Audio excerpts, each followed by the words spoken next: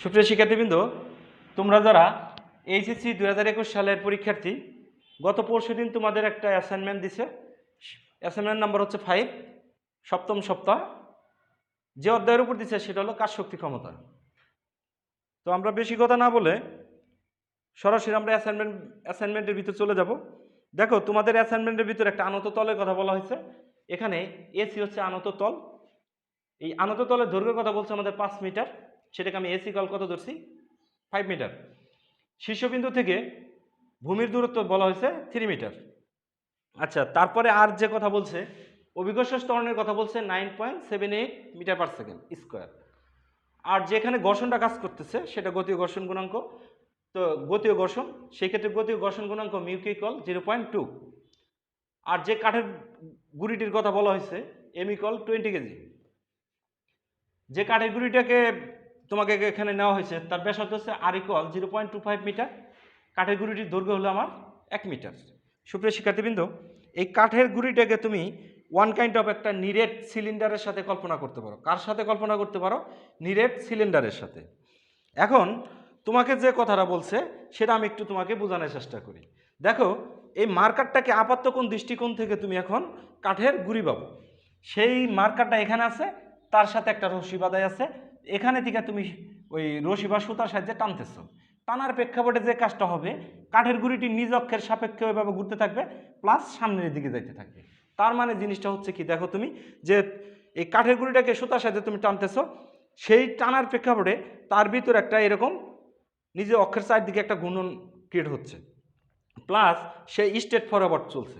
তাহলে আমরা একটা জিনিস কিন্তু জানি, যদি কোনো বস্তু একটা বিন্দু বা অক্ষকে কেন্দ্র করে বৃত্তাকার পথে ঘূর্ণায়মান থাকে, ওই বস্তুর গতিটাকে কি বলে আমরা? ঘূর্ণন গতি। প্লাস ওই বস্তুটা যদি স্ট্রেট ফরওয়ার্ড সামনের দিকে যায় একটা গতি নিয়ে, ওই গতিটাকে কি বলে আমরা?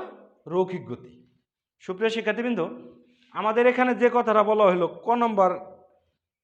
ক নম্বরে, যে কাঠের গুঁড়িটির গতির প্রকৃতি কোন ধরনের। তাইলে দেখো, এই যে কাঠের গুঁড়ির কথা আমরা এতক্ষণ ভাবলাম, সেই কাঠের গুঁড়িটা নিজ অক্ষের চারিদিকে কি একটা ঘূর্ণন আছে, তার মানে তার ঘূর্ণন গতি আছে। আবার কাঠের গুঁড়িটা আবার স্ট্রেট ফরওয়ার্ড কি করতেছে? তল বরাবর এরকম উপরের দিকে যাচ্ছে, তার মানে এটা তার রৈখিক গতি আছে। তাহলে তার গতি প্রকৃতি হতে পারে কি? রৈখিক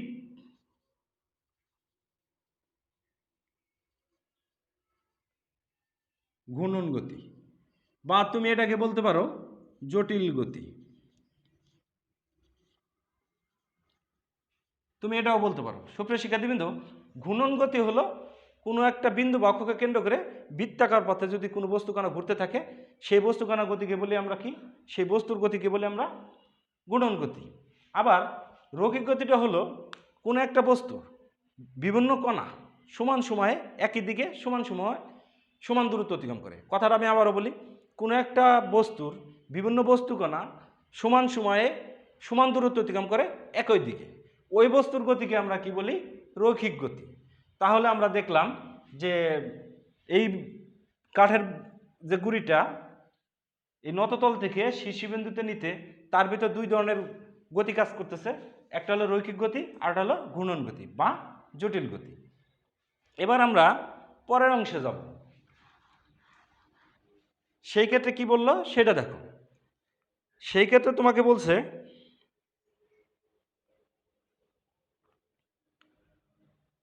যদি দড়িটির মুক্ত প্রান্তের টানে কাঠের গুঁড়িটি 15 মিটার পার সেকেন্ড বেগে গড়িয়ে চলতে থাকে, তবে কাঠের গুঁড়িটির গতিশক্তি বের করো।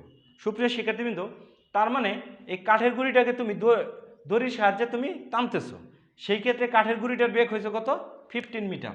আর এই বেগটা কি? অবশ্যই রৈখিক বেগ, 15 মিটার পার সেকেন্ড। তাহলে তার গতিশক্তিটা তোমাকে বের করতে বলছে। এখন যেহেতু ওই কাঠের গুঁড়িটার ভিতর ঘূর্ণন গতিশক্তি আছে প্লাস রৈখিক গতিশক্তি আছে, তাইলে আমরা শুরুতে লিখব যে কাঠের গুঁড়িটির মোট গতিশক্তি, বা লিখতে পারো কাঠের গুঁড়িটির গতিশক্তি। সেই ক্ষেত্রে আমি এখানে লিখব শুধু গতিশক্তি। জায়গার স্বল্পতার কারণে আমি লিখতেছি গতিশক্তি, কিন্তু তোমরা লিখবা কাঠের গুঁড়িটির গতিশক্তি। একটা গতিশক্তি আছে হলো তার রৈখিক গতিশক্তি, আর একটা গতিশক্তি আছে হলো তোমার ঘূর্ণন গতিশক্তি। রৈখিক গতিশক্তির সূত্রানুসারে আমরা জানি হাফ এম বি স্কোয়ার। ঘূর্ণন গতিশক্তির সংজ্ঞা অনুসারে জানি আমরা হাফ আই ওমেগা স্কোয়ার। রৈখিক গতিশক্তি অপশনে দেখো তুমি বস্তুর ভর বেগের বর্গ ইন্টু হাফ। ঘূর্ণন গতিশক্তির ক্ষেত্রে হাফ ইন্টু জড়তার ভ্রামক ইন্টু ওমেগা স্কোয়ার।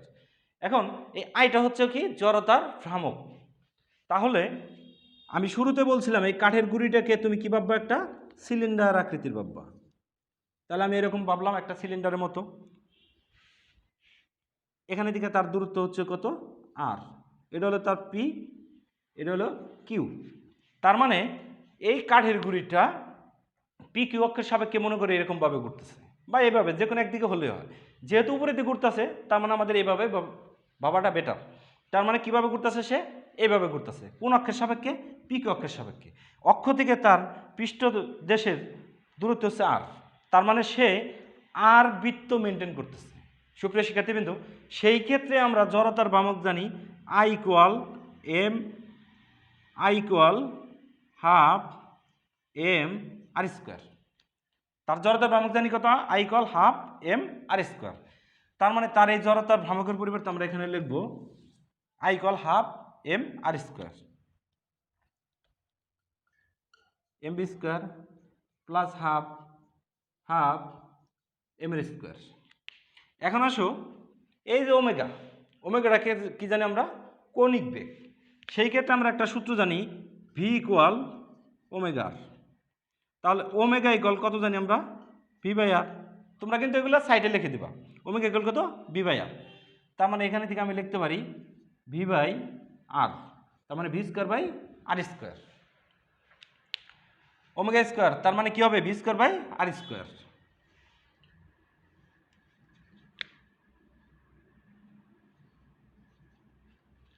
এখন আসো, এটা তো আমার আছে half M V square plus, দেখো এই আর স্কোয়ার কাটা যায়, 1/2 ইন্টু 1/2, তার মানে হবে কি আমার 1/4, সাথে হলো এম বি স্কোয়ার।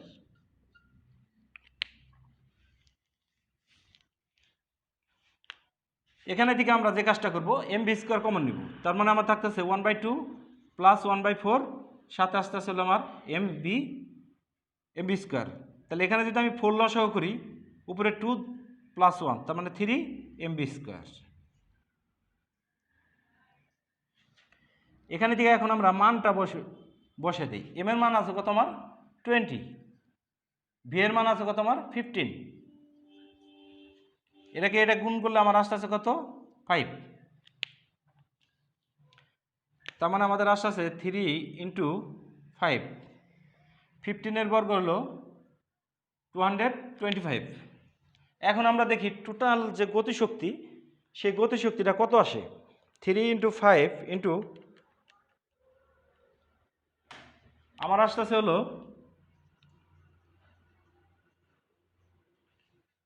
3375 জুল। তার মানে আমরা যে গতিশক্তি এখানে পাইলাম সেটা হলো 3375 জুল। এখন আমরা খ নম্বরের উত্তরটা দেখব। খ নম্বরে কি বলা হয়েছে সেটা দেখো। কাঠের এই গুঁড়িটি আনত তলের পাদবিন্দু থেকে শীর্ষবিন্দুতে তুলতে মোট শক্তির পরিমাণ। সুপ্রিয় শিক্ষার্থীবৃন্দ, দেখো এখানে ঘর্ষণের কথা বলা আছে। আবার যেহেতু কাঠের গুঁড়িটা একটা আনত তলের উপর দিয়ে উপরের দিকে ওঠানো হয়, সেই ক্ষেত্রে সেই কাঠের গুঁড়িটার অভিকর্ষীয় যে বল অর্থাৎ ওজনটা 2টা পার্ট হবে। তাহলে দেখো 2টা পার্ট হবে। আর একটা জিনিস খেয়াল করো যে কাঠের গুঁড়িটা যদি উপরের দিকে উঠে, তাহলে এখানে ঘর্ষণ বলটা কাজ করবে কি তার বিপরীতে। তাহলে সেই ক্ষেত্রে আমরা শুরুতে যে কাজটা করব, আগে চিত্রটা আঁকার চেষ্টা করব। তাহলে দেখো এই কাঠের গুঁড়িটা তার ওজন তার ভারকেন্দ্র থেকে নিচের দিকে কাজ করে। তারপরে দেখো এই কাঠের গুঁড়িটা এই আনত তলের উপর লম্বভাবে একটা বল প্রয়োগ করতেছে, আর তার প্রতিক্রিয়া স্বরূপ উপরের দিকে পাচ্ছে কি আর। এখন লম্বভাবে যে বল প্রয়োগ করতেছে সেটা ওজনের একটা উপাংশ। তো সুপ্রিয় শিক্ষার্থীবৃন্দ, আমি এইটাকে থিটা ধরব, আর এইটা যদি থিটা হয় তাহলে আমার এটাও থিটা হবে। এই আনত তল সম্পর্কিত আমার একটা ক্লাস আছে, আনত তল বরাবর যান্ত্রিক শক্তির নিত্যতা আমি ডেসক্রিপশন বক্সে দিয়ে দেব, কমেন্ট বক্সে দিয়ে দেব। তোমাদের যদি কারো আনত তল সম্পর্কিত যে এই যে কোণটা আর এই কোণটা কীভাবে সমান হয় সেটা যদি জানার ইচ্ছা থাকে তাহলে সেই ভিডিও থেকে বা ক্লাস থেকে ভালো করে দেখে নিবা। তাহলে তোমার এই যে আনত তল সম্পর্কিত যে সমস্যাগুলি আমি মনে করি প্রায় 70% উপরে ক্লিয়ার হবে যদি তুমি ওই ক্লাসটা করো। তাহলে আমরা এখন ক্লাসটা ছোট করার তাগিদে এই কোণটা আর এই কোণটা কী হবে, সমান হবে। এখন ওজনের এই যে রেখাটা ওজনের সাথে কত কোণে আছে, থিটা কোণে আছে। তার মানে আমার এই বরাবর কাজ করবে হলো আমার mg cos থিটা। কারণ কি আমরা জানি এ বরাবর হলে ভি, এটা হলো থিটা। তাহলে দেখো ভি এর সাথে এই অক্ষটা রেখাটা কীভাবে আছে, থিটা কোণে। তার মানে আমরা এটাকে বলি ভি cos থিটা। এটা কোনো কোণ ধরা নাই, তার মানে এই বরাবর হবে হলো আমার ভি সাইন থিটা। সেই ক্ষেত্রে আমরা যে কাজটা করছি এখানে যে ওজনের সাথে এই রেখাটা থিটা কোণে ছিল, সেখানে ওজনের যে অংশ কাজ করবে সেটা হলো mg cos থিটা। আবার তুমি এটাকে এখান থেকে একটা সুতার কথা পাবো, যেখান থেকে তুমি সুতা টানতেছো। আবার এই নিচের দিকে ওজনে একটা অংশ কাজ করবে, সেটা হচ্ছে হলো আমার mg sin থিটা। কোন দিকে কাজ করবে সেটা অবশ্যই নিচের দিকে। তাহলে দেখলাম আর একটা জিনিস দেখো, এখানে গতীয় ঘর্ষণ গুণাঙ্ক দেওয়া আছে, সেই ক্ষেত্রে তার ঘর্ষণ বল কাজ করবে কোন দিকে, নিচের দিকেই। তাহলে আমরা এখন আমাদের সুবিধার্থে এটাকে লিখলাম এফকে। সুপ্রিয় শিক্ষার্থীবৃন্দ, তার মানে এখানে আমাদের হচ্ছেটা কি সেটা দেখো, যে তুমি একটা ফোর্স প্রয়োগ করবা, সেই ফোর্স প্রয়োগ করে কাঠের গুঁড়িটাকে আনত তল দিয়ে উপরের দিকে উঠাবা। আনত তল দিয়ে যখন উঠাবা তখন তার ঘূর্ণন গতিশক্তি থাকবে, রৈখিক গতিশক্তি থাকবে। এখন তোমাকে কি কি জিনিসের বিরুদ্ধে কাজ করতে হবে, ঘর্ষণের বিরুদ্ধে কাজ করতে হবে, প্লাস অভিকর্ষ বলের mg sin থিটা অংশের বিরুদ্ধে কাজ করতে হবে। আমরা জানি অভিকর্ষ বলের বিরুদ্ধে কাজ যদি আমরা কখনো করি, সেই ক্ষেত্রে যেটা হয় যে বস্তুটাকে অর্থাৎ এই মার্কারটাকে আমরা যত উপরে উঠাবো, তার মানে কি অভিকর্ষ বলের বিরুদ্ধে তত কাজ করতেছি, মার্কারটার ভিতর তত পরিমাণ বিভব শক্তি জমা হচ্ছে। তার মানে mg sin থিটা বিরুদ্ধে কাজ করে নত তল থেকে যখন আমরা শীর্ষবিন্দুতে নিব, যে পরিমাণ কাজ হবে mg sin থিটা এগনেস্টে, সেই পরিমাণ সেই কাজের সমপরিমাণ শক্তি তার ভিতর বিভব শক্তি হিসাবে জমা থাকবে। আমার মোট শক্তির ভিতর কিন্তু সেটাও হচ্ছে। তারপরে দেখো যে আবার ঘর্ষণ বলের বিরুদ্ধে কাজ করে তুমি কি করবা, উপরে নিবা, সেটা হবে তোমার শক্তি ব্যয় বা এনার্জি লস্ট। কারণ কি সেটা আমাদের থাকতেছে না, থাকতেছে কোনটা, mg sin থিটা। তাহলে এখন আমরা লিখতে পারি মোট শক্তি, যেহেতু বলছে মোট শক্তি ইকুয়াল কি বলতে পারি আমরা, সি বিন্দু থেকে এ বিন্দুতে নিতে যে পরিমাণ কাজ হবে আমরা বলতে পারি কৃত কাজ, অথবা আমরা বলতে পারি ব্যয়িত শক্তি।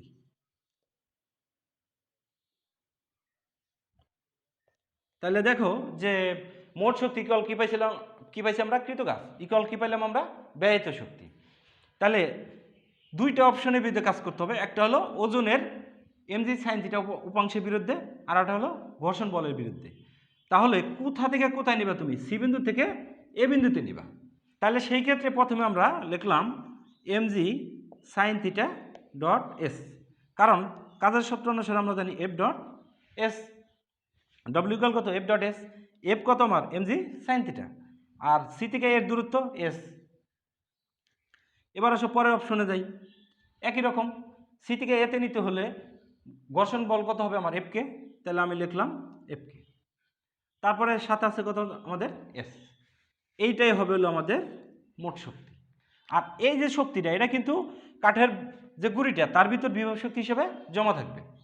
তাহলে দেখো এখানে থেকে যে আমাদের mg sin theta dot S plus F K dot S. এখন এফকেটা কি আমার ঘর্ষণ বল, সেই ক্ষেত্রে আমরা জানি মিউকে ইকুয়াল এফকে বাই আর। তাহলে এফকে ইকুয়াল আমরা বলতে পারি কত, মিউকে আর। এখন এখানে তো আমার মিউকে আছেই, এখন আর কোনটা সেটা দেখো। এই যে কাঠের ব্লকটা তুমি টাইনা উপরে দিকে নিতেছো, সে তার ওজনের একটা উপাংশ mg cos থিটা লম্ব বরাবর প্রয়োগ করতেছে, প্রতিক্রিয়া স্বরূপ উপরের দিকে পাচ্ছে কত আর। এখন আর আর এমজি কস থিটা হলেই কাঠের গোলকটা উপরে বা নিচে কোথাও যাবে না। তার মানে সেই কন্ডিশনে আমরা বলতে পারি R equal M G cos theta. তার মানে আমরা সাইডে লিখি একটু R equal M G cos theta, M G cos theta লিখলাম। তাহলে এই কন্ডিশনের ভিতরে আবার আমরা এফ কে এর মানটা বসিয়ে দেব। তাহলে দেখো আমার M G sine theta dot S equal mu K M G cos theta dot S. এখন আমরা ইকুয়াল দুইটা থেকে আমরা একটা কাজ করতে পারি, MG dot S, MG dot S common দিতে পারি। তাহলে আমরা কমন নিলাম এমজি এস, এখানে শুধু থাকে হলো সাইন থিটা, এখানে থাকে হলো আমার মিউকে কস থিটা।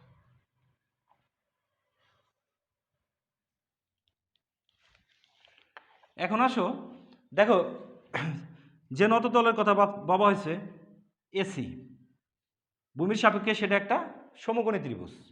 তাহলে দেখো এটা আসলে আমার 3 মিটার, এটা আছে আমার 5 মিটার। এই মানটা কি আমাদের বের করা খুব কঠিন হবে? হবে না। তাহলে সেই ক্ষেত্রে আমরা কি লিখতে পারি দেখো, BC root over AC square minus AB square, এটা কিন্তু আমরা বলতে পারি।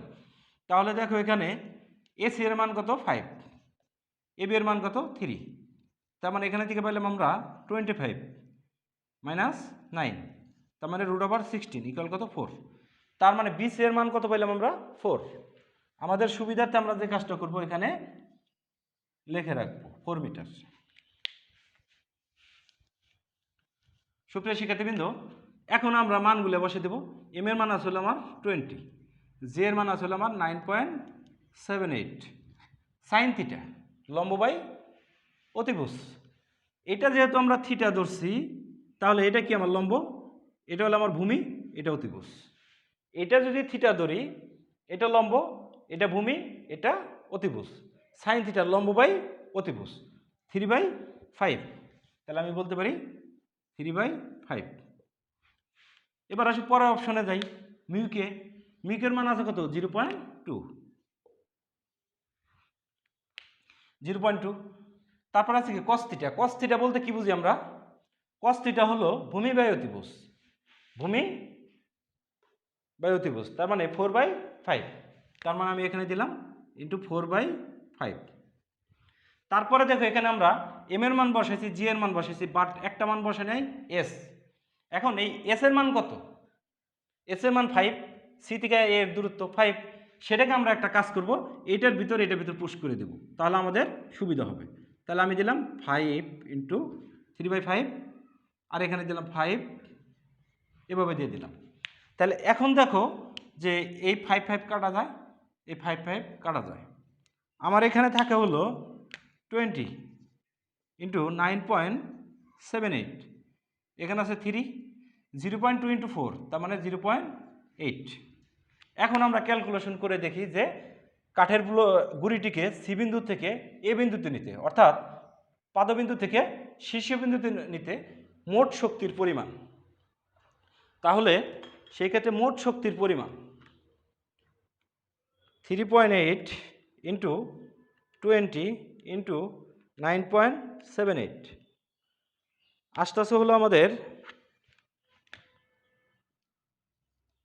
743.28 জুল। তার মানে দেখো যে সি থেকে এতে নিতে তোমার মোট শক্তির পরিমাণ হবে কত 743.28 জুল। এবার আমরা গ নম্বরের উত্তরে যাব। কাঠের গুঁড়িটির স্থলে একই ভর দৈর্ঘ্য ও ব্যাসার্ধের ফাঁপা সিলিন্ডার হলে ক ও খ নংয়ের ক্ষেত্রে নির্ণীয় গতিশক্তি, অর্থাৎ ক নম্বরে আমরা যে গতিশক্তি পাইছিলাম সেটা ছিল আমার ক নম্বরের ক্ষেত্রে কে ইকুয়াল 3375। তারপরে খ নম্বরে আমরা শক্তি পাইছি হলো 743.28 জুল। বলছে হলো তোমাকে ক এবং খ নংয়ের ক্ষেত্রে নির্ণীয় গতিশক্তি ও মোট শক্তির মানের কোনো পরিবর্তন হবে কিনা উত্তরের পক্ষে গাণিতিক যুক্তি বিশ্লেষণ করো।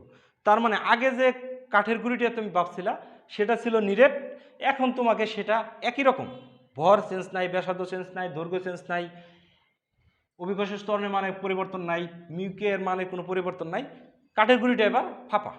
তার মানে এবার তোমাকে বলছে ফাঁপা সিলিন্ডারের কথা। সুপ্রিয় শিক্ষার্থীবৃন্দ, তাহলে আমরা শুরুতে কথাগুলো বলতে পারি এভাবে যে আমরা ক নম্বর থেকে গতিশক্তি পাই কে ইকুয়াল 3375, খ নম্বর থেকে আমরা মোট শক্তি পাই 743.28 জুল।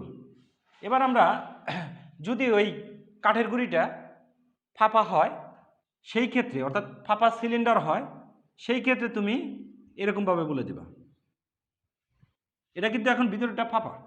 এখন এই অপশনে তার ব্যাসার্ধ হচ্ছে হলো আর, তার গুণাঙ্ক হচ্ছে কি পিকিউ। এখন এই যে ফাঁপা সিলিন্ডার পিকিউ অক্ষের সাপেক্ষে যে ঘুরতেছে সেই ক্ষেত্রে তার জড়তার ভ্রামক হবে I equal M R square. তুমি এই কথাটা এক্সট্রা বলে দিতে হবে এই ছোট আনসারের শুরুতেই, যে এই ফাঁপা সিলিন্ডার যখন পিকিউ অক্ষের সাপেক্ষে ঘুরতে থাকবে আর ব্যাসার্ধ বিশিষ্ট বৃত্তাকার পথে, তখন ওই ফাঁপা সিলিন্ডারের ক্ষেত্রে জড়তার ভ্রামক আই ইকুয়াল কত এম আর স্কোয়ার। কিন্তু দেখো যখন নিরেট ছিল তখন আমরা কি লিখছিলাম I equal half M R square. তার মানে তার গতিশক্তির কি পরিবর্তন হবে, তাহলে আমরা শুরুতে গতিশক্তিটা বের করি। তাহলে সেই ক্ষেত্রে পরবর্তীত অবস্থায় আমরা গতিশক্তি লিখলাম কে প্রাইম। এই ক্ষেত্রে আমরা লিখতে পারি রৈখিক গতিশক্তি হাফ এম বি স্কোয়ার। এই মানের কি কোনো পরিবর্তন হবে? হবে না। তারপরে আমরা লিখতে পারি half I prime omega square. এটাকে এখন আমি কল্পনা করুন কত আই প্রাইম।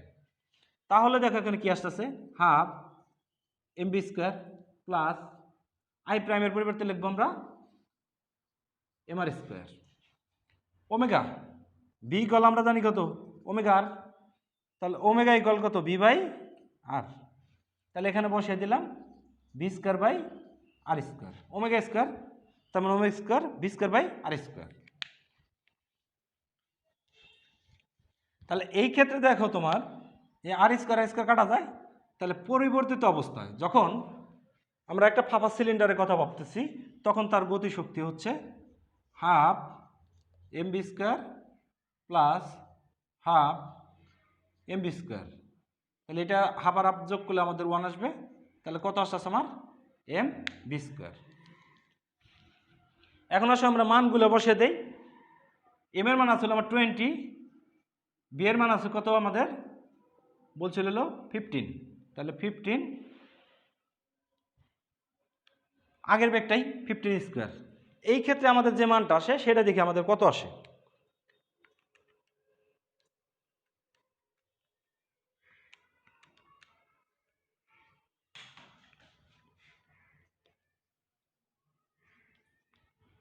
$4500 জুল।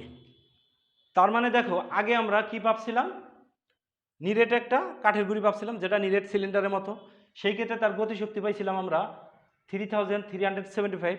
কিন্তু ওই কাঠের গুঁড়ির পরিবর্তে যখন আমরা একটা ফাঁপা সিলিন্ডারের কথা ভাবছি তখন তার টোটাল গতিশক্তি হয়েছে 4500 জুল। তার মানে দেখো তার গতিশক্তির কিন্তু পরিবর্তন হয়েছে।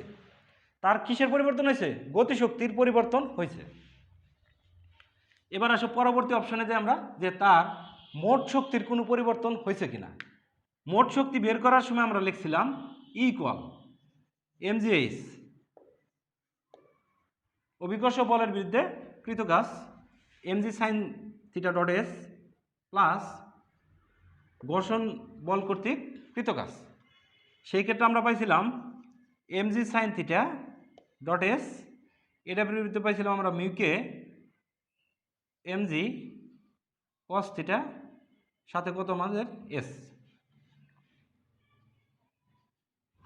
তাহলে এখানে থেকে দেখো তুমি যে আগে নিরেট ছিল এখন ফাঁপা করা হয়েছে, সেই ক্ষেত্রে এম এর মানে কিন্তু কোনো পরিবর্তন হয় নাই, জি এর মানে কোনো পরিবর্তন হয় নাই, থিটার মানে কোনো পরিবর্তন হয়েছে হয় নাই, সি থেকে এ বিন্দু অর্থাৎ পাদবিন্দু থেকে শিশুবিন্দু দূরত্ব হয়েছে হয় নাই, গতি ঘর্ষক গুণাঙ্ক হয় নাই, তারপরে থিটা মান পরিবর্তন হয়, এস এর মানে পরিবর্তন হয় নাই। তার মানে আমরা এখানে থেকে একটা জিনিস দেখলাম তার মোট শক্তির কিন্তু পরিবর্তন হচ্ছে, তার মোট শক্তির কোনো পরিবর্তন হচ্ছে না, কিন্তু তার ঘূর্ণন গতি শক্তির পরিবর্তন হচ্ছে। আগের চেয়ে পরবর্তী অবস্থায় কি বাড়ছে, তুমি এই কথাটা একটু বলে দাও যে তার মোট শক্তি কোনো পরিবর্তন হচ্ছে না, কিন্তু গুণন গতি শক্তির পরিবর্তন হচ্ছে, আগের চেয়ে বেড়ে গেছে। তাহলে আমরা গ নম্বরে উত্তর দেখলাম কি হলো। বড় কথা বলছে কাঠের গুঁড়িটি উপরে গড়ে ওঠার ক্ষেত্রে কাঠের গুঁড়িটির একটি পূর্ণ গণনের জন্য টর্ক 8 নিউটন মিটার হলে কাজ কত হবে। সুপ্রিয় শিক্ষার্থীবৃন্দ, আমরা একটা জিনিস জানি, সেটা হলো কাজের সংজ্ঞানুসারে কৃত কাজ ইকুয়াল এফ ডট এস, রৈখিক বল রৈখিক সরণ। এবার আমি যদি এটাকে ঘূর্ণনের ক্ষেত্রে লিখি তাহলে ঘূর্ণন বল কণিক সরণ বা কণিক বল কণিক সরণ। তাহলে আমরা ডব্লিউ ইকুয়াল কত পাইলাম, টাউ থিটা। দেখো তোমাকে বলছে একটা পূর্ণ গুণন, একটা পূর্ণ গুণন বলতে কি বোঝানো হয়, তুমি এখানে থেকে যাত্রা শুরু করে আবার এখানে আসলা, এই গুণনের ক্ষেত্রে টর্কের মানের কথা বলছে আমাদের কত, টাউ ইকুয়াল কত 8 নিউটন মিটার। আবার এই একটা গুণনের ক্ষেত্রে তার কৌণিক সরণ হইতেছে কত, বৃত্তের কেন্দ্রে যে কোণ উৎপন্ন করতেছে কত 360 ডিগ্রি। এখন এটাকে যদি আমরা রেডিয়ানে লিখি তাহলে আমরা কত লিখতে পারি, 2π রেডিয়ান। তার মানে জিনিসটা দেখো যে তোমাকে বলছে যে একটা গুণনের ক্ষেত্রে টর্কের পরিমাণ এত, তাহলে একটা গুণনের ক্ষেত্রে তার কৌণিক সরণ 2π, সে মানটা আমরা বসিয়ে দিই। তাহলে 8 ইন্টু 2π, তাহলে 8 ইন্টু 2 ইন্টু 3.14। এবার আমরা ক্যালকুলেশন করি মানটা কত আসে। বলছে আমাদের 8 ইন্টু 2 ইন্টু 3.14 আস্তে আস্তে হলো আমাদের 50.24, 50.24 কাজের একক জুল। তার মানে দেখো আমরা বড় কথায় একটা পূর্ণ গুণনের ক্ষেত্রে যে কাজ হয় সেটা আমরা দেখলাম 50.24 জুল। এখন আমরা ওম নম্বরের উত্তর দেখব। ওম নম্বর যদি তুমি ভাবতে পারো একটা উদ্দীপক বা একটা সৃজনশীল প্রশ্নের মতো, সেখানে কি বললো সেটা দেখো। এখন যদি তুমি কাঠের এই গুঁড়িটিকে আনত তলের সাথে 30 ডিগ্রি কোণে নিচ থেকে উপরের দিকে ঠেলো, অর্থাৎ যে কাঠের গুঁড়িটার কথা ভাববা নিচের দিক থেকে তুমি কত কোণে ঠেলবা, 30 ডিগ্রি কোণে ঠেলবা, তাহলে আনত তলের এই পাদবিন্দু থেকে শীর্ষবিন্দুতে তুমি যদি উঠাতে চাও সেক্ষেত্রে তুমি কাঠের গুঁড়িটির উপর কি পরিমাণ বল প্রয়োগ করবে। অর্থাৎ তোমাকে এখানে বলা হয়েছে যেটা যে এই যে কাঠের গুঁড়ি, সেই কাঠের গুঁড়িটা যে অবস্থায় থাকুক না কেন, তো ওখানে আমাদের চিত্রটা একটু হিবিজিবি হয়েছে, আমরা একটু বুঝে নেই। ধরে নাও এটা কাঠের গুঁড়ি এক্সাম্পল, তাহলে এটা কি তার একটা অনুভূমিক, এইটার সাথে কত ডিগ্রি কোণে তুমি কী করবা, 30 ডিগ্রি কোণে। তাহলে সেই ক্ষেত্রে দেখো তারপর অবিলম্বিক প্রতিক্রিয়া এইদিকে, ওজন এই দিকে, আর এটা যদি থিটা হয় এটাও থিটা, তাহলে এই দিকে কাজ করবে কত আমাদের mg cos থিটা, এটা আমরা বলতে পারি। আচ্ছা, এটাকে আমরা এইভাবে টান দিতে পারি, টান দেওয়ার পর দেখো এই কোণটা আর এই কোণটা কি বিপরীত কোণ, তার মানে এটাও 30। সেই কারণে দেখো যে আনত তলের কথা ভাবছি, যদিও আমি তার সাম্যবিন্দুর সাপেক্ষে ভাবছি, তাহলে এটা হলো আনত তল আপাতত ভাবলাম। সেই আনত তলের সাথে কত ডিগ্রি কোণে আমি বল প্রয়োগ করছি F1, সেটা হলো 30 ডিগ্রি। তাহলে এই কোণটা আর এই কোণটা যেদিকে বলের ডিরেকশন, শুধু আমি একটা বগ্ন রেখা আঁকছি, তাহলে এই কোণটা আর এই কোণটা কি 30 ডিগ্রি, এটা আর এটা যদি 30 হয় এটা 30, এই কোণ আর এই কোণ বিপরীত কোণ। তার মানে এখানে থেকে আমরা একটা জিনিস দেখলাম যে এই দিকে আমি বল প্রয়োগ করলাম F1, তাহলে দেখো F1 বলের ডিরেকশন কোন দিকে, এই দিকে, F1 বলের ডিরেকশন এইদিকে। সুপ্রিয় শিক্ষার্থীবৃন্দ, তাহলে এটা যদি আমার 30 হয়, এটাও কি হচ্ছে আমার 30, তাহলে এখানে থেকে কিন্তু আমরা দুইটা অপশন পাচ্ছি। সেই অপশন দুইটা আমি তোমাদের একটু বলি। দেখো এই যে F1 কোন দিকে, এইদিকে। আচ্ছা, আমি আর একটু বড় করে দেখাই, এখানে আছে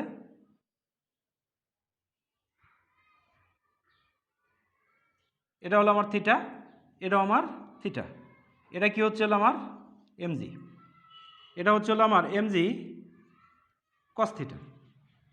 তুমি এই তলের সাথে কত ডিগ্রি কোণে বল প্রয়োগ করছো F1, সেটা কত ডিগ্রি, 30। তাহলে আমি এটার ডিরেকশন দিলাম, তাহলে এই কোণটা আর এই কোণটা কি আমার বিপরীত, তার মানে এটাও 30। তার মানে দেখো যে F1 এর ডিরেকশন কোন দিকে, এই দিকে। এখন এই বরাবর যদি F1 এর ডিরেকশন হয় এই রেখাটা F1 এর সাথে কত ডিগ্রি কোণে আছে 30 ডিগ্রি কোণে আছে তার মানে এই বরাবর বলের F1 cos 30 ডিগ্রি কাজ করবে হলো এবার আসো আবার এই রেখাটা তার সাথে কিভাবে আছে উলম্বভাবে আছে তার মানে এই বরাবর কাজ করবে F1 sin 30 তার মানে আমার প্রয়োগকৃত বলের অর্থাৎ প্রয়োগকৃত বল অনুভূমিকের সাথে অর্থাৎ নত তলের সাথে 30 ডিগ্রি কোণে আছে তাহলে এই রেখাটা বরাবর কাজ করতেছে F1 cos 30 আর এইটা আসলে আমাদের উলম্বভাবে তার মানে এই দিকে কাজ করতেছে F1 sin 30 তার মানে এখানে থেকে আমরা কি করতে পারি সেটা দেখো তুমি এটাকে আমাদের সুবিধাতে আর একটু বড় করে নেই তাহলে এই দিকে কাজ করতেছে হলো আমার F1 sin 30 আর এই উপরের দিকে যে বলটা কাজ করতেছে উপরের দিকে অর্থাৎ এই দিকে সেটা হলো আমার F1 এখন আমরা সুবিধাতে মুছে দিব cos 30 এখানে কিন্তু এই কাজগুলো হওয়ার পরও আমার নিচের দিকে একটা কাজ করতেছে সেটা হলো আমার mg sin থিটা নিচের দিকে আর একটা কাজ করতেছে fk এই দুইটা কিন্তু আমাদের আছেই আমাদের এখানে হিবিজিবি হবে বলে আমরা ওখানে লিখি নাই তার মানে নিচের দিকে আমার কাজ করতেছে mg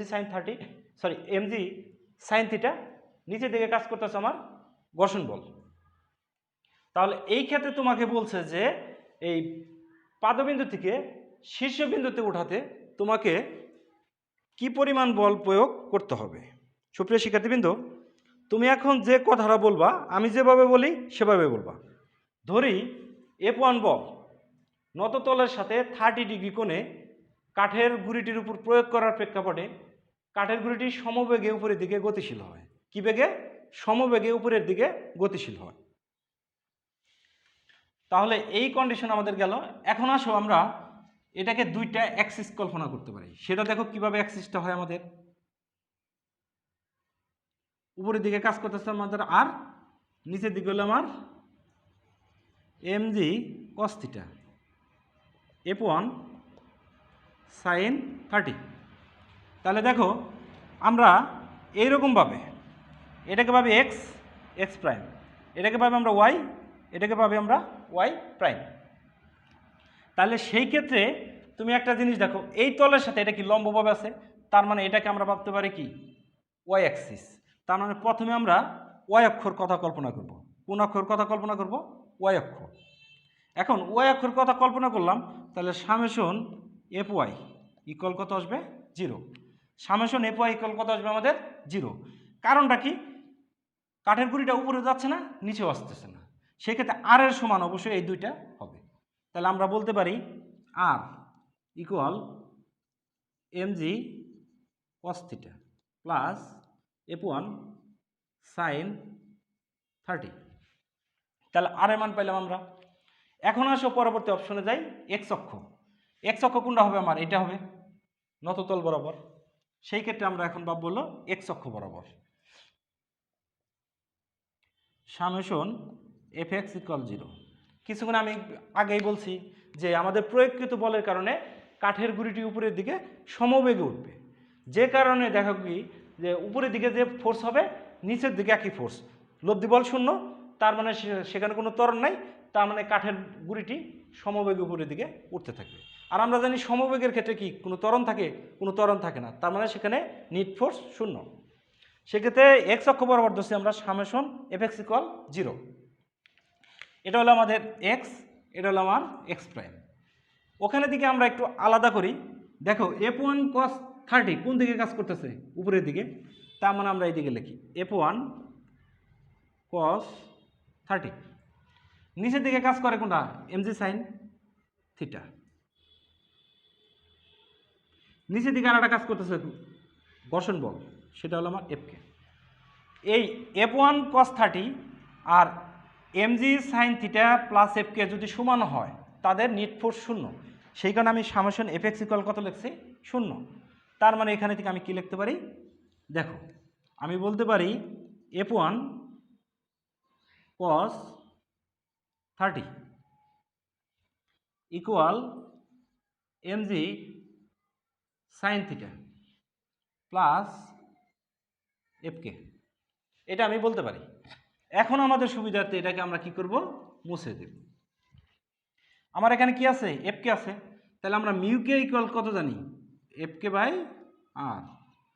তাহলে এফকে ইকুয়াল আমরা কত জানতেছি, মিউকে আর। তাহলে আর এর মান কোনটা আমাদের, এইটা বসাই এখানে আমরা। তাহলে আমরা লিখতে পারি mg cos theta plus f1 sin 30, সাথে আসবে আমাদের মিউকে।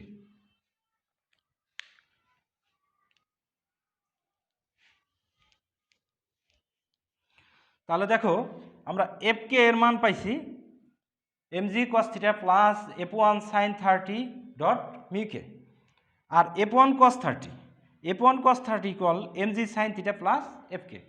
তাহলে এই এফকের জায়গায় এই মানটা আমরা বসিয়ে দিতে পারি। সেই ক্ষেত্রে আমরা লিখতে পারি কি, দেখো f1 cos 30 equal mg sin theta plus এটা লিখবো আমরা। এখন আমরা মিউকেটাকে গুণ করে দিই আমাদের সুবিধার্থে, mu K mg cos theta plus mu K f1 sin 30, এটা পাইলাম আমরা। এখন আমাদের টার্গেট কি, সি থেকে এ বিন্দুতে সমবেগে ওঠাতে যে পরিমাণ ফোর্স প্রয়োগ করছি সেই ফোর্সটা কত, f1 নততলের সাথে কত কোণে, 30 ডিগ্রি কোণে, অর্থাৎ আমাদের f1 এর মানটা বের করতে বলছে। তাহলে এই f1টাকে আমরা এই পাশে নিয়ে আসবো। তাহলে আমরা লিখতে পারি f1 cos 30 minus mu K f1 sin 30 equal, এই দুটা এই পাশে থাকবে mg sin থিটা প্লাস আসতেছে হলো আমাদের mu K mg sin theta plus mu K mg cos theta.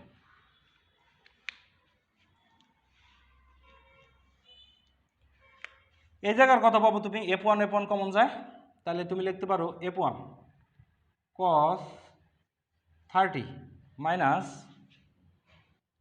মিউকে sin 30 degree equal, সেটা কত আসছে আমাদের mg sin theta plus mu K mg cos theta, mg sin theta plus mu K mg cos theta. f1 equal আমরা লিখতে পারি mg sin theta mu K mg cos theta cos 30 minus mu K sin 30, mg sin theta plus mu K mg cos theta cos 30 minus mu K sin 30।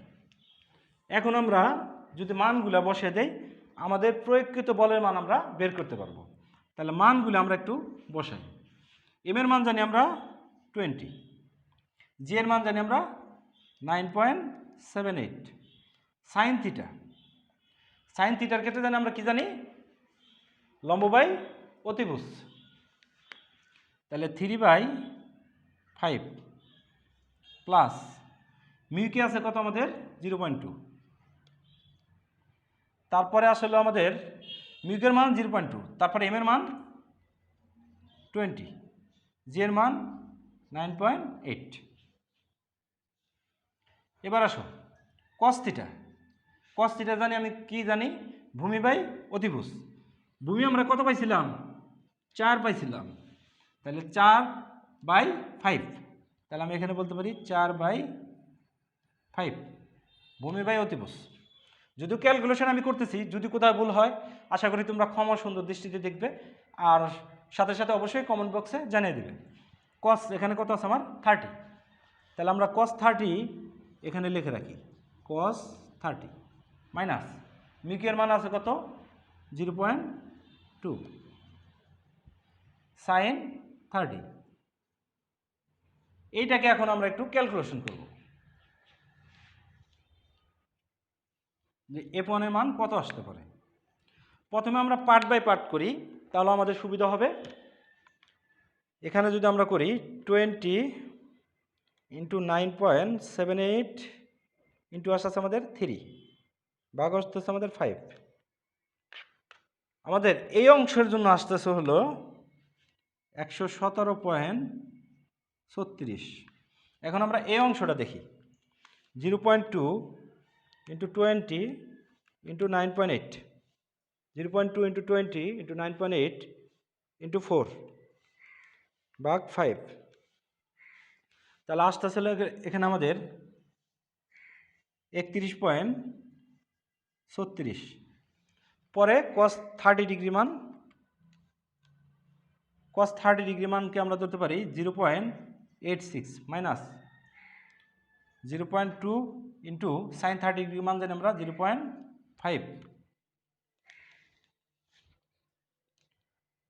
তার মানে আমরা 0.2 into 0.5, 0.2 into 0.5 আসতেছে হলো আমার 0.1। এটার পরিবর্তে আমরা লিখতে পারি 0.1। তাহলে 0.86 মাইনাস 0.1 আসবে হলো আমাদের 0.76। উপরেরটা আমরা একটু যোগ করি,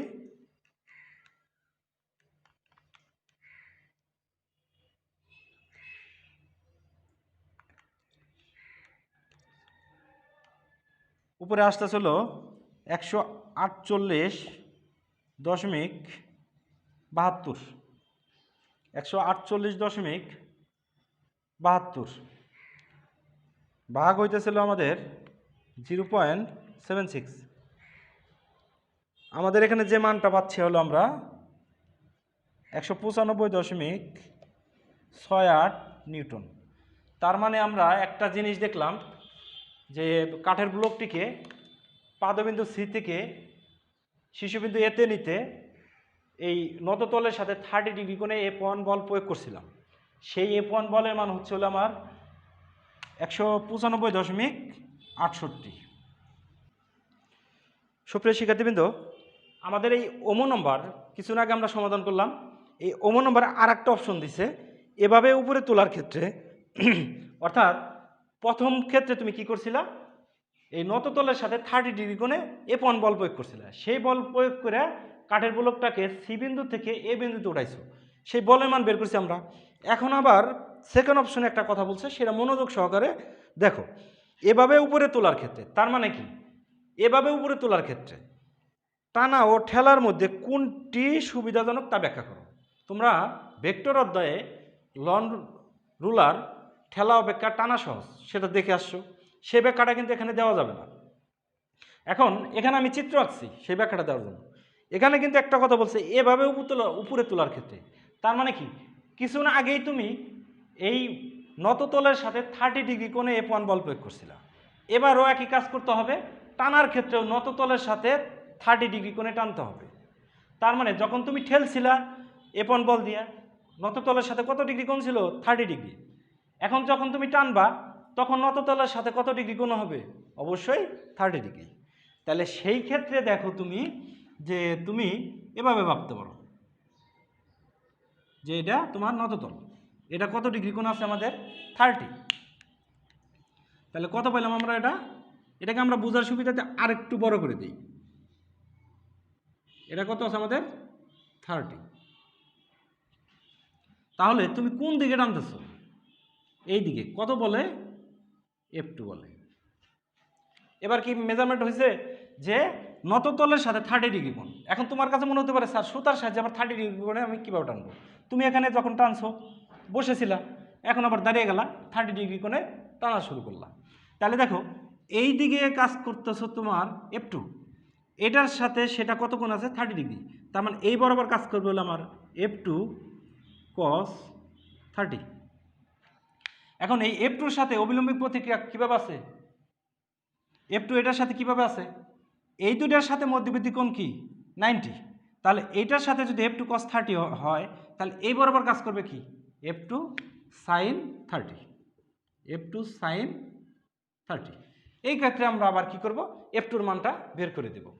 তাহলে এই ক্ষেত্রে দেখো আবার সেই আগের মতো এক্স অক্ষ বরাবর যদি আমি ভাবি বা ওয়াই অক্ষ বরাবর, প্রথমে ভাবলাম কি আমি ওয়াই অক্ষ বরাবর, সেই ক্ষেত্রে সামেশন এফ ওয়াই ইকুয়াল কত আসবে, অবশ্যই 0 আসবে।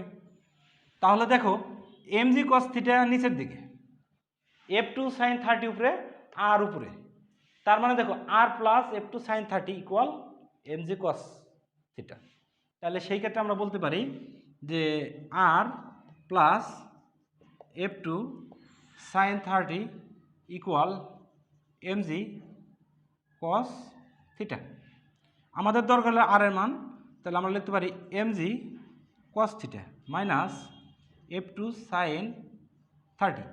দেখো কিছুক্ষণ আগে যখন আমরা ঠেলছিলাম অনুভূমিকের সাথে 30 ডিগ্রি কোণ, সরি নততলের সাথে 30 ডিগ্রি কোণ করে, সেক্ষেত্রে কিন্তু এখানে আমরা প্লাস পাইছিলাম, কিন্তু এই কন্ডিশনে আমরা কি পেলাম, মাইনাস। তোমাকে এই জিনিসটা খেয়াল রাখা লাগবে। পরবর্তীতে আসো এক্স অক্ষ। এক্স অক্ষ বরাবর একটা জিনিস দেখো তুমি, এফ টু কস 30 উপরের দিকে, এম জি সাইন থিটা নিচের দিকে, আর একটা নিচের দিকে কাজ করতেছে, সেটা হলো আমার এফকে। তাহলে দেখো যদি তারা সমবেগে উঠে, তাহলে সেই ক্ষেত্রে আমরা সামেশন এফ এক্স ইকুয়াল কত 0 ধরতে পারি। এই দিকে উপরের দিকে যে বল, নিচের দিকে বল যদি সমান হয়, অর্থাৎ নিটফোর্স শূন্য, ত্বরণ নাই, ত্বরণ না থাকলে বস্তুটা কী বেগে উঠবে, সমবেগে উঠবে। আমি কিন্তু নম্বরের শুরুতেই বলছি, ধরি F1 বল নততলের সাথে 30 ডিগ্রি কোণে প্রয়োগ করার প্রেক্ষাপটে কাঠের গুঁড়িটি সমবেগে উপরের দিকে উঠতে থাকলো, তাহলে সেই কন্ডিশনে আমরা সামেশন এফ এক্স ইকুয়াল কত 0। তাহলে আমার উপরের দিকে কাজ করতেছিল এফ টু কস 30, আর নিচের দিকে কাজ করতেছিল আমার M G sine theta plus F K. এটা আমরা জানলাম। এখন এখানে থেকে আমি আর কি করতে পারি সেটা দেখো তুমি। এফকে ইকুয়াল আমি কত জানি, কিছুদিন আগে আমরা দেখে আসছি এফকে ইকুয়াল মিউকে আর। তাহলে এটা পরিবর্তে আমরা F two cos 30 equal M G sine theta plus mu K R, এটা পেলাম আমরা। তাহলে দেখো F two cos 30 equal M G sine theta, mu K সাথে কত আছে আমাদের আর, দিলাম মিউকে। আর এর মান কত পাইছি আমি, এই যেটা আর এর মান পাইছি, এই আর এর মানটা আমরা এখানে বসিয়ে দিব, M G cos theta minus F two sine 30, আর এর মান বসাইছি M G cos theta minus F two sine 30, আর আগে ছিল এম জি সাইন 30, এ পাশে ছিল এফ টু কস 30। এক্ষেত্রে থেকে ঠিক আগের মতোই আমরা যে কাজটা করব, F two cos 30 equal M G sine theta plus গুণ করে দেই mu K M G cos theta minus mu K F two sine 30, mu K এটার সাথে গুণ করছি, মিউকে এটার সাথে গুণ করছি। এখন এটাকে আমরা এই পাশে নিয়ে আসি, এই অংশটাকে যেহেতু মাইনাস, আমার টার্গেট কি এফ টু বের করা, তাহলে এটাকে এই পাশে নিয়ে আসি। তাহলে F two cos 30 plus mu K F two sine 30, F two cos 30 plus mu K F two sine 30। এখন এটাকে আমরা মুছে দেই, এই পাশে থাকলে আমার এটা equal M G sine theta plus mu K M G cos theta.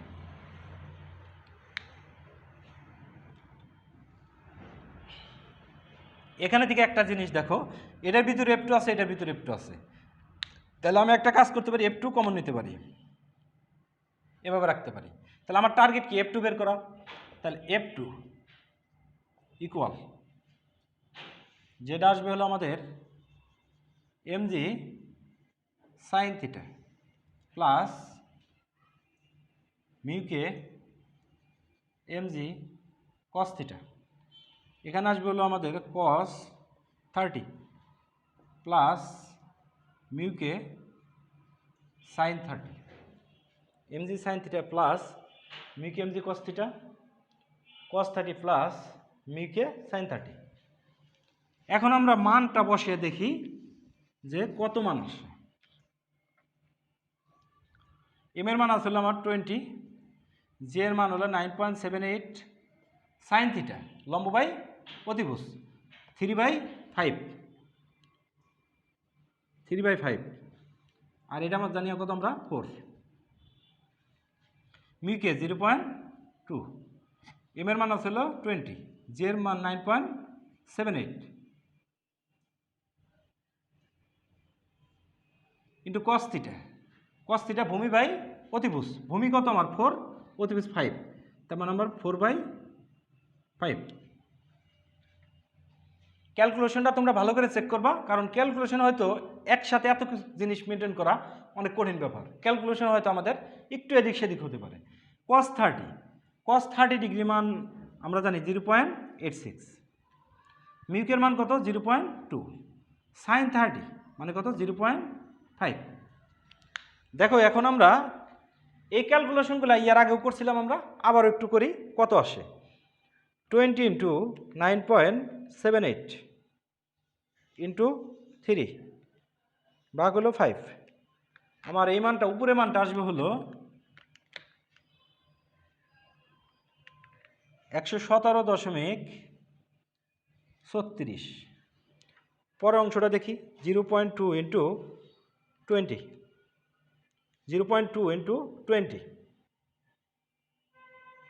Into 9.78, 0.2 into 20 into 9.78 into 4 ভাগ হলো আমাদের 5। এখানে আসতেছিল আমাদের 31.29, আর এখানে এটা হলো আমাদের 0.2 ইন্টু 0.5 মানে 0.1 প্লাস 0.86 আসতেছে হলো আমার 0.96। উপরে দুইটাকে আমরা একটু যোগ করি যে কত আসে আমাদের। 117.36 প্লাস 31.29 ভাগ হলো আমাদের 0.96। তাহলে এই ক্ষেত্রে আমাদের বলের মান আসতেছে 154.8 নিউটন। তার মানে আমরা F2 এর মান কত পাইলাম সেটা দেখো, 154.8 নিউটন। দেখো আমরা F2 এর মান পাইলাম 154.8 আর F1 এর মান পাইছিলাম 195.68 নিউটন। সুপ্রিয় শিক্ষার্থীবৃন্দ, দুইটা কিন্তু আমাদের অপশন একই, একবার হলে ঠেলা আর একবার হলে টানা। কিভাবে? যে ব্লকটা এখানে আছে তার নততলের সাথে আমি 30 ডিগ্রি কোণে F1 বল প্রয়োগ করছিলাম, মানে উপর দিকে F1 বল প্রয়োগ করে আমরা ঠেলছি। আবার এই নততলের সাথে 30 ডিগ্রি কোণে F2 বল দ্বারা আমরা উপর দিকে টানছি। তাহলে টানার ক্ষেত্রে বল F2, ঠেলার ক্ষেত্রে বল আমার F1। তাহলে আমরা দেখলাম ঠেলার ক্ষেত্রে আমাদের যে এটা কি, এই অপশনটা কি আমাদের ঠেলা, আর এই অপশনটা কি আমাদের টানা। তাহলে পাদবিন্দু থেকে শীর্ষে নিতে কোন ক্ষেত্রে আমাদের বল কম লাগতেছে, সেটা হলো দ্বিতীয় ক্ষেত্রে, টানার ক্ষেত্রে। তাহলে ঠেলা বা টানার অপশনের ভিতরে আমি বলতে পারি ঠেলা বা টানার ক্ষেত্রে টানাটা সহজ হবে আমাদের। তার মানে আমরা ব্যাখ্যাটা পেলাম, টানা কি হবে আমাদের সহজ হবে।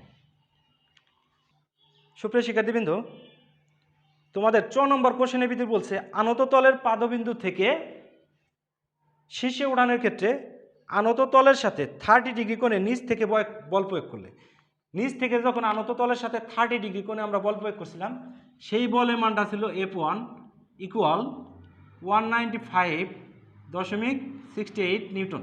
এটা ছিল পাদবিন্দু থেকে শীর্ষে ওঠাতে। 2 নম্বর অপশনে বলছে দড়ির সাহায্যে আনত তল বরাবর বল প্রয়োগ করলে উভয় ক্ষেত্রে শীর্ষে তোলার সাথে সাথে কাঠের গুঁড়িটিকে তুমি খাড়া নিচে ঠেলে দিবা।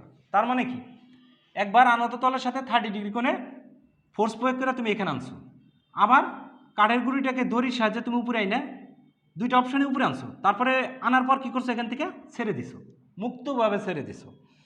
তো খাড়া নিচের দিকে ফেলে দিলে কাঠের গুঁড়িটি কি উভয় ক্ষেত্রে একই বেগে ভূপৃষ্ঠে আঘাত করবে? এই ক্ষেত্রে বায়ুর ঘর্ষণজনিত বাধা উপেক্ষণীয়। তোমার উত্তরের পক্ষে গাণিতিক বিশ্লেষণ দিতে বলছে। সুপ্রিয় শিক্ষার্থীবৃন্দ, দেখো আমরা F1 এর মান বের করছি, F2 এর মান বের করছি, এখন আমরা F3 এর মানটা বের করব। দেখো আমার F3 এর ভিতর কি বললো সেটা দেখো, অর্থাৎ আমাদের সেকেন্ড অপশন 6 নম্বরে, যে আনত তলের সাথে তল বরাবর তুমি সুতার সাহায্যে টাইনা উপরে উঠাচ্ছ, সেই বলটাকে ধরছি কত আমরা F3। এখন এখানে আমার গতি ও ঘর্ষণ গুণাঙ্ক দেওয়া আছে, সব কিছু দেওয়া আছে, আমি কিন্তু কন্ডিশন একটা ধরে নিছি যে এখানে সমবেগ, তার মানে সেই অপশনের ভিতর কি হচ্ছে না, ত্বরণ হচ্ছে না। তাহলে এই ক্ষেত্রে আমরা কিন্তু একটা জিনিস বলতে পারি, F3 equal mg sine theta plus কত আসছে আমাদের এফকে। দেখো যে আমরা যদি এটাকে এক্স অক্ষ কল্পনা করি, কিছু না আগেই এটাকে এক্স, এটাকে এক্স প্রাইম, উপরের দিকে যে ফোর্স, নিচের দিকে সেই ফোর্স, তাহলে লব্ধি ফোর্স কত, 0। তাহলে F3 equal mg sine theta plus F K. কারণ কি, mg সাইন থিটা নিচের দিকে, এফকেটাও নিচের দিকে, আর F3টা উপরের দিকে। তাহলে এই ক্ষেত্রে আমরা কি লিখতে পারি, দেখো mg sine theta plus mu K আর। আমরা অনেকবারই দেখছি, এটা আর বলবো না, যে মিউকে ইকুয়াল এফকে বাই আর, তার মানে এফকে ইকুয়াল কত, মিউকে আর। এটাকে আমরা লিখতে পারি mg সাইন থিটা মিউকে আর এর পরিবর্তে দেখো আর আর mg কস থিটা সমান, তাহলে আমি লিখতে পারি mg কস থিটা। এম এর মান কত পাইতেছি আমরা, আচ্ছা এখানে থেকে আমরা mgটাকে আমরা কমন নিতে পারি, mg কমন নিলাম, sine theta plus mu K cos theta. mg common নিলাম, সাইন থিটা থাকে, এখানে থাকে হলো আমাদের মিউকে কস থিটা। আচ্ছা mg এর মান, m এর মান আছে 20, j এর মান আছে 9.78, সাইন থিটা লম্ব বাই অতিভুজ, লম্ব আমার কত ছিল 3, অতিভুজ কত ছিল 5, ভূমি 4, তার মানে আমরা এখানে লিখব 3/5 প্লাস মিউকের মান 0.2। আচ্ছা তারপরে দেখো তোমার কস থিটা, কস থিটা কি বলি, ভূমি বাই অতিভুজ, 4/5, 4/5, মিউকের মান আসবে হলো আমাদের 0.2, কস থিটা মান 4/5। ওকে, এখন আমরা দেখি মানটা ক্যালকুলেশন করে দেখি কত আসে। প্রথমে আমরা ভিতরটিকে ক্যালকুলেশন করি, 0.2 ইন্টু 4 ভাগ হচ্ছে হলো আমাদের 5, তার মানে এইটুককে ক্যালকুলেশন করলে 0.16, আবার 0.8 ভাগ আসলে আমাদের 5, 0.16, 3 ভাগ 5 আমাদের আসতেছিল 0.6, এই দুইটাকে আমরা গুণ করি, 20 ইন্টু 9.78, 195.6, এই দুটাকে এখন আমরা যোগ করব, 0.6 প্লাস 0.16, তার মানে আমাদের আসতেছে হলো 0.76 ইন্টু 195.6, আসতেছে হলো আমাদের 148.65 নিউটন। সুপ্রিয় শিক্ষার্থীবৃন্দ, তাহলে দেখো আমরা F1 এর মানটা কত, সরি F3 এর মানটা কত পাইলাম, 148.65 নিউটন। এখন কাজের ক্ষেত্রে আমরা কি জানি, আমরা অনেকে আনসার যেভাবে দিতে পারি, W1 ইকুয়াল বলতে পারি F1 ডট হলো S, আবার দ্বিতীয় ক্ষেত্রে কাজের কথা ধরতে পারি আমরা W3, এই অপশনে আমরা W3 ভাবলাম, F3 ডট S। তার মানে যখন আমরা নততলের সাথে 30 ডিগ্রি কোণে বল প্রয়োগ করছিলাম F1, সেই বলের মান ছিল 195.68 নিউটন। যখন আমরা আনত তল বরাবর বস্তুটাকে টানলাম তখন আমাদের আসলো F3 = 148.65 নিউটন। দুইটা ক্ষেত্রে কিন্তু কাজের মানে ভিন্নতা আসবে দেখো, কারণ এস এর মান কনস্ট্যান্ট, এস কত আমার 5, ওর ক্ষেত্রে এস এর মান কত 5, তার মানে উভয় ক্ষেত্রে আমার কত করে আছে এখানে 5, এখানেও 5। এটাকে W1 এটাকে আমি W3 ধরছি, কারণ একটাকে F1 ধরছি, তারপরে F2 ধরছি, তারপরে F3 ধরছি, তাহলে F3 ক্ষেত্রে আমি W3 ধরছি। এই দুই ক্ষেত্রে কাজের মান কি ভিন্নতা পাবো তুমি। এখন কাজের মানে ভিন্নতা হওয়ার পিছনে কারণটা কি, যখন তুমি টানছো অল্প বলেই তুমি তাকে উপরে নিতে পারছো, কিন্তু যখন তুমি তাকে ঠেলছো তখন তোমাকে বলের পরিমাণ বেশি হয়েছে, যে কারণে টানার ক্ষেত্রে কাজের পরিমাণ কম, ঠেলার ক্ষেত্রে কাজের পরিমাণ বেশি। এখন আসো কোশ্চেনটার ভিতর, তাহলে আমাদের 6 নম্বরে আনসার হবে কোনটা। এইভাবে তুমি বলতে পারো যে যখন আমরা ঠেলছি নততলের সাথে 30 ডিগ্রি কোণে প্রয়োগকৃত বল ছিল এটা, কাজের পরিমাণ বের করে বলতে পারো যে কাজের পরিমাণ এত। যখন আমরা নততলের সাথে ব্লকটাকে রশি বা দড়ির সাহায্যে টানছি তখন প্রয়োগকৃত বল ছিল 148.65, কাজের মানটা বের করে বলতে পারে এত। উভয় ক্ষেত্রে কাজের মান ভিন্নতা হওয়ার পিছনে কারণ বল তাদের প্রয়োগকৃত বলের মান ভিন্ন। প্রয়োগকৃত বলের মান ভিন্ন মানে কি, তাদের সিকোয়েন্সটা ভিন্ন। ওয়ান কাইন্ডটা ভাবতে পারো তুমি সোজা খাওয়া আর ঘুরে খাওয়া, সোজা খাইলে তোমার কম কষ্ট হবে, কম কাজ করতে হবে, আর এভাবে ঘুরে খাইলে তোমাকে বেশি কাজ করতে হবে। তাহলে এখন আমার কোশ্চেনের ভিতর যেটা বললো, উভয় ক্ষেত্রেই কাঠের ব্লকটাকে তুমি এখানে আনছো, এখানে আইনা মুক্তভাবে ছেড়ে দিছো। মুক্তভাবে ছেড়ে দেওয়ার প্রেক্ষাপটে এখানে কোনো বায়ুর বাধা নাই, এখানে কোনো বায়ুর বাধা নাই। সে ভূপৃষ্ঠে কত বেগে আঘাত করবে, দুইটার ক্ষেত্রেই বেগ কত হবে। সুপ্রিয় শিক্ষার্থীবৃন্দ, একটা জিনিস দেখো, আমি কাঠের ব্লকটাকে বা কাঠের গুঁড়িটাকে আমি যেভাবেই এখানে নেই না কেন, তার ভিতর একটা বিভব শক্তি আছে। যখন আমি তাই না এখানে নিছি তখন তার ভিতরে একটা বিভব শক্তি ছিল, যখন আমি ঠেলছি তার সমপরিমাণ বিভব শক্তি ছিল, বিভব শক্তি কোনো পরিবর্তন হয় নাই। যখন আমি টানছি বল কম লাগছে, তার মানে ঘর্ষণ বল কম ছিল, যখন আমি ঠেলছি বল বেশি লাগছে, ঘর্ষণ বল বেশি ছিল।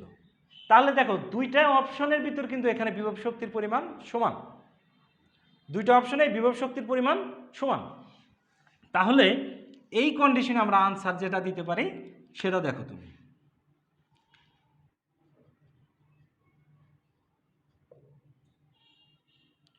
সামথিং ছিল, আমরা এটাকে ধরে নিলাম 5 নিউটন। এই ক্ষেত্রে আনসার দিতে পারি যে প্রথম ক্ষেত্রে যখন 30 ডিগ্রি কোণে আমি অনুভূমিকের নততলের সাথে 30 ডিগ্রি কোণে F1 বল প্রয়োগ করছিলাম, এ বিন্দুতে আনার পর বস্তুটাকে যদি ছেড়ে দেই, ওই মোমেন্টে তার আদিবেগ V0 = কত 0 মিটার পার সেকেন্ড। বস্তুটা কতটুকু উচ্চতায় ছিল 3 মিটার।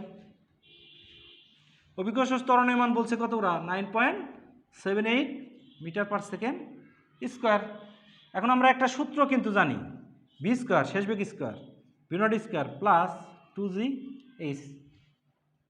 তাহলে আদিবেগ 0, তাহলে আমার v ইকুয়াল আসতেছে কত √2gh।